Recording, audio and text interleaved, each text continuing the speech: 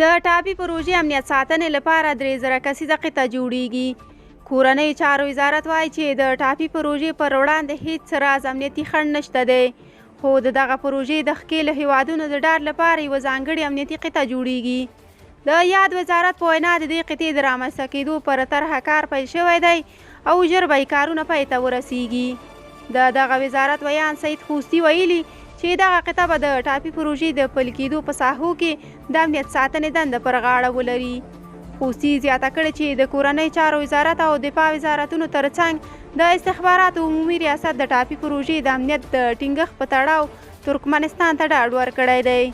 د یادونې وړ ده چې د کانونو وزارت هم ویلي چې اسلامي امارت واک ته تر رسیدو مخکې هم د ګازو د نل لیک د امنیت په تړاو ترکمنستان ته ډاډ ورکړی و. اوس هیڅ ډول ستونزه نشته او دغه پروژه باید هر څه ژر پیل شي. بل خوا چین کې د افغانستان سفیر استعفا ورکړې ده. په چین کې د افغانستان سفیر وایي چې د شخصي او سوداګریزو دلایلو له امله استعفا ورکړې ده.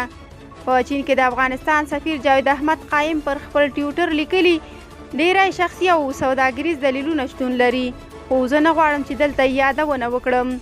هغه زیاته کړې چې ډیر ژر به هر څه ورو ورو خلکو ته د یادښتونو لارې بیان کړي.